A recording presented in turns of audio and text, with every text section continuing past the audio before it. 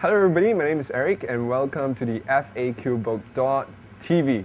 And this is my first program titled Speaking Tips in a Nutshell.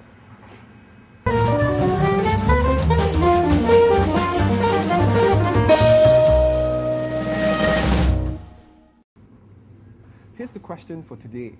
How do I start strong?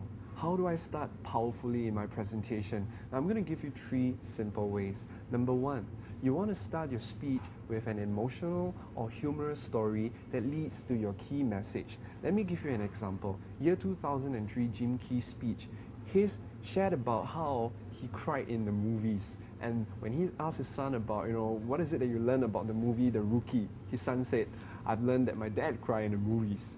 And then moving on, he asked his second son, what is it that you've learned of the movie?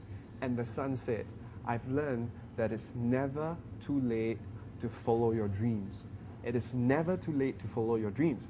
That is Jim Key's message. And notice how cleverly he linked the story to his message. So that's one way you can do that. Now the second way is also simple. It's starting with a shocking fact. Tell us something that we do not know. For example, just recently I attended a speech competition by a school, and this girl went up to say this. In Millennium Institute, 87% of the girls are not virgins.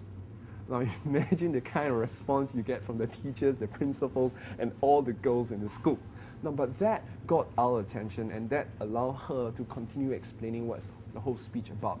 You see, another value of giving a shocking statistic is you surprise us, you get our attention, and you kind of give us a sense and expectation of what's to come. So imagine if you do something that is boring and bland, we'll kind of assume that your whole entire speech is going to be bland and boring, and we will not listen to you. That's why shocking facts work. The last one, very simple. Ask rhetorical questions. Rhetorical questions are questions that you ask that gets your audience thinking. For example, here's what my student did in the previous speech competition. It's a speech on privacy, celebrity privacy. So she said something like this.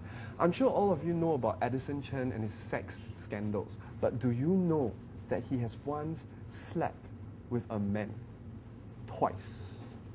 Now we all know Fan Wong is a lovey-dovey girl, but do you know that she had an abortion when she was 16 years old? And wait.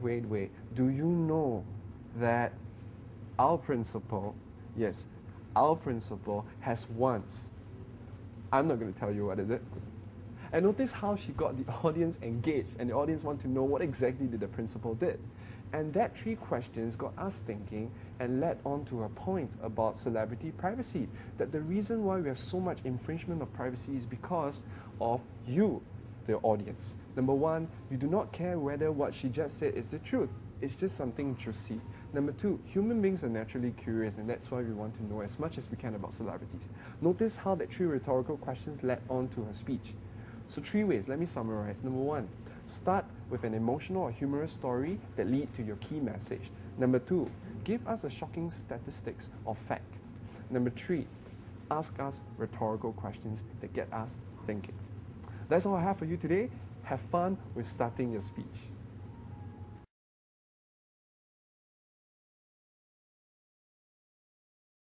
Hello, have you gotten yourself the copy of the FAQ book on public speaking? If not, you really have to, because in this book it contains 75 burning questions that people have asked from all over the world.